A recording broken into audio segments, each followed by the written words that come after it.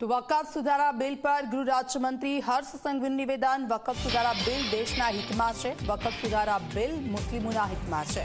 વકફ સુધારા બિલ વકફ બોર્ડના હિતમાં પણ છે। સુરત મહાનગરપાલિકાની ઓફિસ વકફની જમીન હોવાનો દાવો કરાયો છે। નોટિસ વગર ત્રીજી વ્યક્તિએ વકફની જમીન હોવાનો દાવો કર્યો છે। સિનેમા હોલની જમીન વકફ હોવાનો દાવો કરાયો છે। તો જંગલની જમીન પર વકફ બોર્ડ દાવો કર્યો છે। ઓવેસી સાથે બોલાચાલી નાગરિકોના હિત માટે થઈ છે। મારા રાજ્યના નાગરિકોના હિતની વાતો રજૂ કરું છું।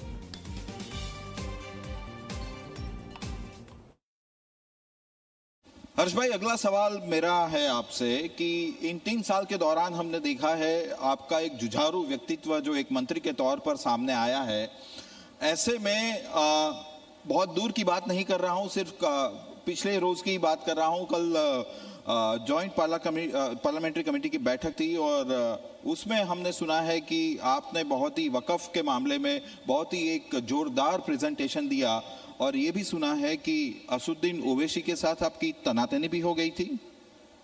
देखिए, मैं खास तौर पे मेरे से बड़ी उम्र के लोगों की कहीं ना कहीं मैं उनकी रिस्पेक्ट करने वाला व्यक्ति हूँ और तनातनी करने वाला व्यक्ति नहीं हूँ। मैं मेरे राज्य के प्रत्येक नागरिकों के जो मुद्दे हैं उसको जरूर से पॉइंट आउट करता हूँ और उसको मैं पूरे कॉन्फिडेंस के साथ मेरे राज्य के नागरिकों के विषय में रखता हूँ।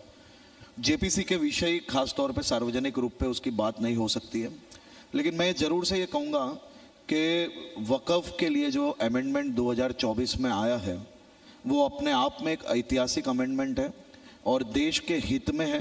मात्र देश के हित में इतना ही नहीं, वक़फ़ बोर्ड के हित में भी एवं मुस्लिम समाज के भी हित में ये है। हमने खास तौर पे अमेंडमेंट के जितने भी बदलाव आए हैं वो बदलाव के अलग अलग मॉडस ऑपरेंडी के साथ कल प्रेजेंटेशन किया है।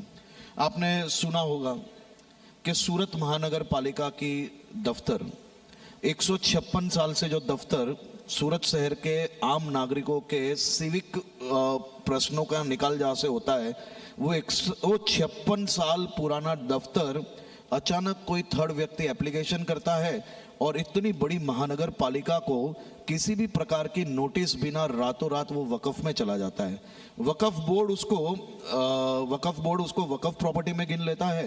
10 साल तक मेरे शहर के आम नागरिकों ने रात दिन मेहनत करके जो पूंजी जमा की थी, वो पूंजी में से जो टैक्स भरा था, वो टैक्स के रुपए ये केस लड़ने के लिए हमें 10 साल तक कहीं ना कहीं वकीलों में उसका खर्चा हुआ। आज वो खर्चा कौन वापस देगा? इसी प्रकार से महसाना के एक भोगीलाल पटेल करके है जो सालों से एक थिएटर चलाते थे। भोगीलाल पटेल एक मध्यम वर्गीय व्यापारी है। वो व्यापारी का कहीं ना कहीं फंडामेंटल राइट कहाँ गया? व्यापारी का थिएटर टूटता है रातों रात, इसको कोई भी नोटिस नहीं मिलती है और वो थिएटर वक़फ़ के नाम हो जाता है। आज भोगीलाल पटेल सालों से महसाना से अहमदाबाद हाईकोर्ट के चक्कर काट रहे हैं। कहीं ना कहीं उनकी भी सालों की पूंजी वक़फ़ बोर्ड के मात्र इस प्रकार के गैर जिम्मेदार वर्तन के कारण आज उनका पूरा परिवार कहीं ना कहीं उससे जूझ रहा है और बर्बाद हो गया है। इसी प्रकार से मेरे राज्य के आदिवासी भाइयों का राइट, रिजर्व जंगल फॉरेस्ट की जगह 6 एकड़ जगह रिजर्व फॉरेस्ट जंगल की जगह रातों रात वक़फ़ में ले ली जाती है। इतना ही नहीं, मुस्लिम समाज के हित में भी हमने बहुत ही महत्वपूर्ण पॉइंट रखा है। वक़फ़ बोर्ड की प्रॉपर्टी जो भरूच डिस्ट्रिक्ट में वक़फ़ बोर्ड की रिजर्व प्रॉपर्टी थी, वक़फ़ बोर्ड के कुछ अधिकारी एवं कुछ लोगों ने मिलकर वो प्रॉपर्टी प्राइवेट बिल्डर को बेच ली।